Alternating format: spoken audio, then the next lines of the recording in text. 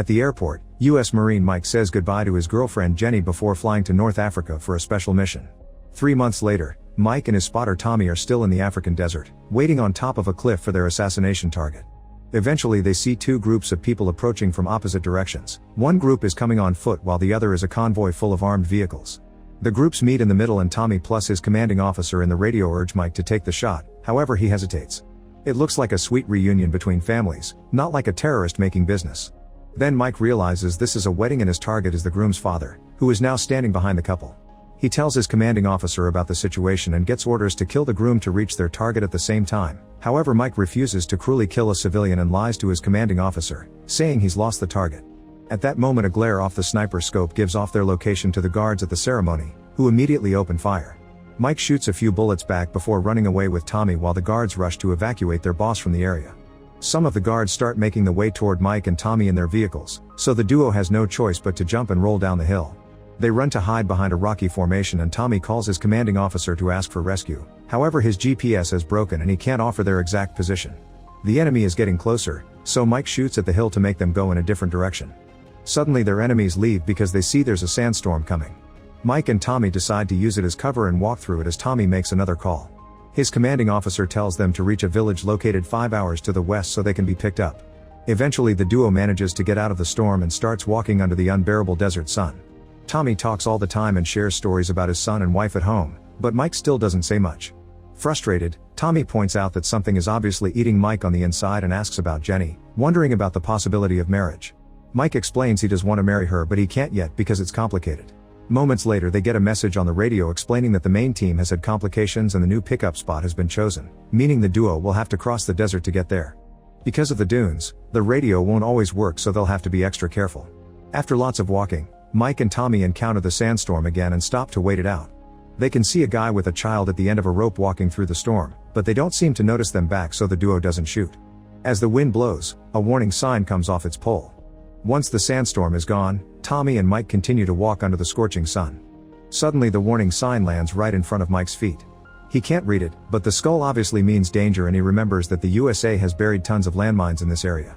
However, Tommy thinks Mike is taking it too seriously and explains it's a trick from the locals to keep enemies away from their villages. Tommy also points out that turning back means dying of thirst, so he just keeps going, confident that the sign means the village is near. After a few hours of walking, Mike freezes when he steps onto something, but it's just a little toy soldier. He puts it away in his vest before noticing that Tommy is out of water, so he shares his own. Desperate to keep the mood up, Tommy begins walking backward as he keeps teasing Mike for overthinking things.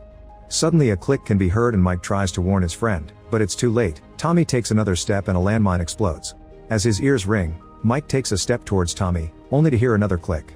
He freezes in shock as he realizes he's standing on top of a landmine and can't move without activating it. Once the sand from the explosion clears out, Mike can see Tommy has survived but lost both his legs. He can't stop yelling in pain and begging for help, so Mike yells back to calm him down and explain the situation. Under Mike's guidance, Tommy tries reaching for his bag with the radio, but the pain is too much. His mood gets worse when he looks down and discovers he's missing his legs, causing him to freak out. Mike calms him down by reminding him of his family and mentions the medicine injections they carry in their vest. Tommy immediately takes both instead of saving one for later like Mike says. Then Tommy tries for the bag again and this time he reaches it, but unfortunately the radio isn't working. Getting desperate, Mike considers stepping away from the landmine because there's a chance it's old and broken. However, the risk is high and Tommy wants him to live, so he takes out his gun and asks Mike to send his love to his son before self-deleting. Mike yells in frustration and grief, but quickly stops himself as he realizes freaking out may make him fall. Then he starts lowering his body extremely carefully until he's down on one knee and uses his knife to gently move the sand.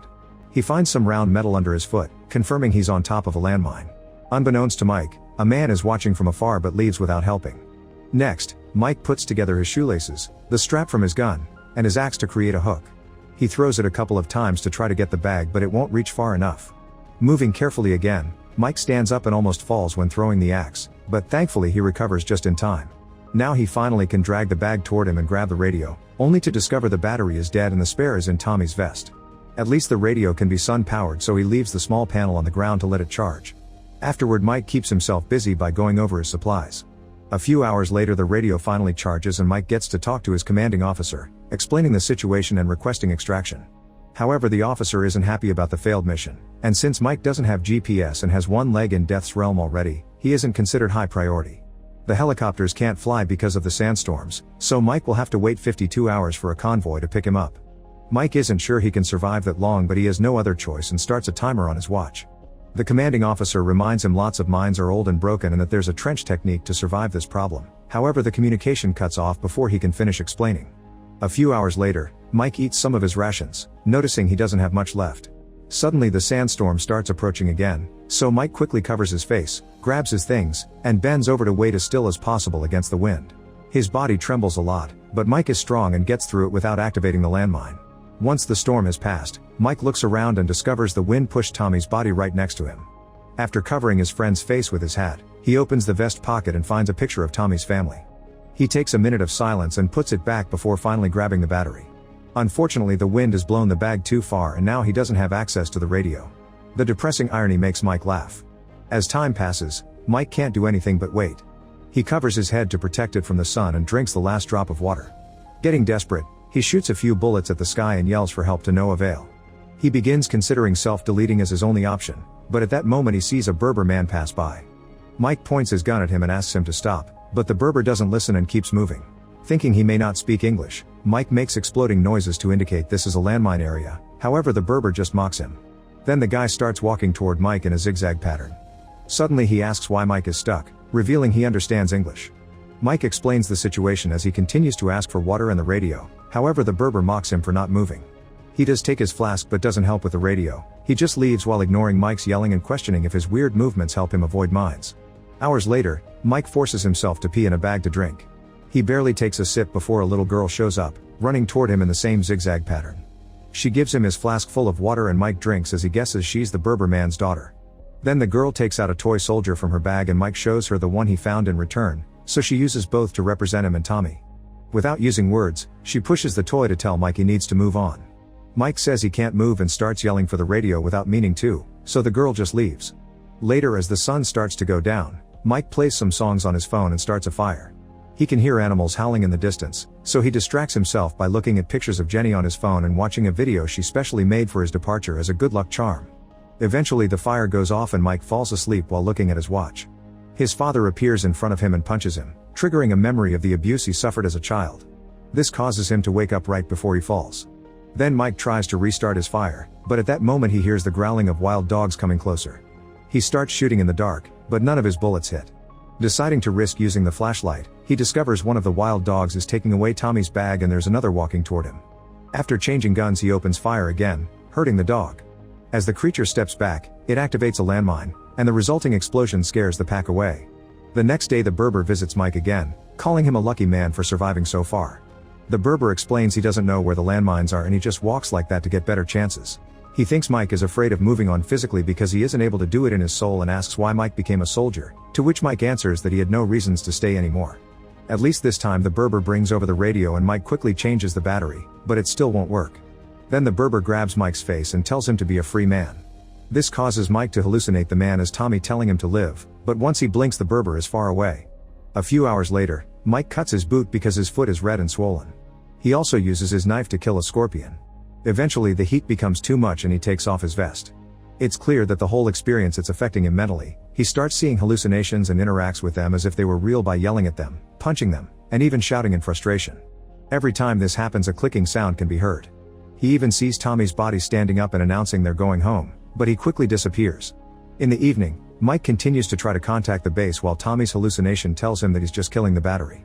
At that moment his phone starts ringing and Mike sees it's a call from his dad, so Tommy has to point out it isn't real. Mike snaps and pushes him away, so Tommy reminds him this is happening because Mike never worked through his inner demons. Mike says that having left Jenny makes him as bad as his father, but Tommy reassures him he isn't. A flashback reveals that Mike asked Jenny to marry him but she turned him down because she also thought he had some self-healing to do first. In the present, Mike almost falls asleep, but at that moment the wild dogs arrive again. They activate a landmine and move away from the explosion, but this time they don't leave. Mike shoots in the dark ahead of him, only for Tommy to warn him to watch out. Suddenly a dog approaches him from the side and bites his arm, so Mike shoots it.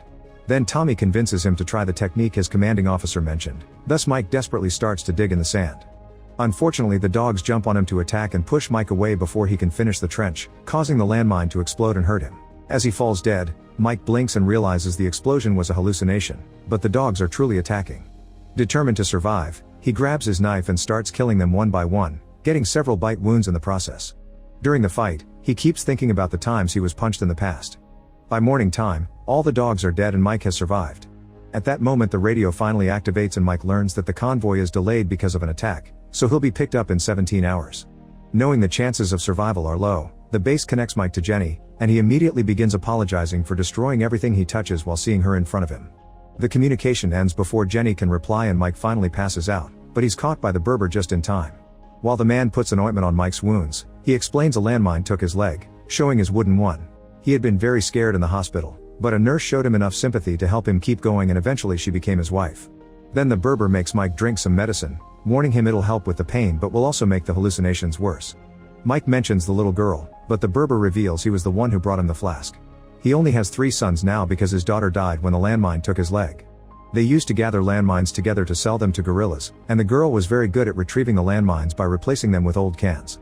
The Berber thinks he isn't as lucky as Mike, but at least he's free because he learned to move on. Afterward the man leaves, and Mike sees his daughter walking by his side. Suddenly the medicine kicks in and Mike watches the walls of his childhood home come out of the ground. He opens the door and his child self appears watching his father being extremely violent to his mom. When his dad noticed him, he said he'd teach him to be a man and punched him too. The hit causes Mike to return to reality for a second only for the flashbacks to quickly start again. He sees his happy life together with Jenny, but a clicking sound interrupts with a memory of his mother in a hospital bed. Mike had escaped his house in fear and left his mother with his father, which resulted with her in the hospital. Another memory shows Tommy and Mike at a bar watching how 2 men are harassing a waitress, who turned out to be Jenny. Furious, Mike came to her defense and began beating the guys up with lots of pent-up aggression. The hallucinations mix again and his dad reappears to punch him. Mike's mind changes between the desert and the memory of his mom dying in the hospital, which makes him feel guilty to this day. It's the Tommy vision that finally makes him snap out of it to warn him the convoy is coming. A voice in the radio is also trying to contact him, but Mike's dry throat can barely speak. He tries waving a hand, but he's too far to be seen. Then Tommy reminds him of the smoke grenade and when Mike is about to grab it, he's suddenly shot by an enemy hiding in the dunes. Thinking about Jenny as encouragement not to give up, a bleeding Mike bends over and finally grabs the smoke grenade, but before he can activate it, the enemy shots again and causes him to drop it. Memories of arguments with Jenny and his departure fill his mind as Mike fires back, shooting as many enemies as he can before running out of bullets. His father appears again and Mike remembers his mother telling him to let her go. Confused and overwhelmed, Mike points his gun at his father, who encourages him to do it. However, he thinks of Jenny and how he asked her out after the fight at the bar, so he decides to be good for her and not shoot. His father hugs him at the same time he remembers a hug from Jenny, helping him to finally move on. The convoy won't stay much longer and the grenade isn't close enough. Mike remembers the Berber's words and carefully steps away from the mine, but nothing happens. Shocked, he digs out the mine only to discover it was one of the girl's cans all along. Inside the can, he finds a toy soldier. Mike laughs in relief and finally gets the grenade, activating it just in time for the convoy to find him and rescue him. Sometime later, a healed Mike returns to the USA and reunites with Jenny, ready to start a better life for her. Make sure to subscribe and turn on notifications so you can watch more videos like this. Thanks for watching.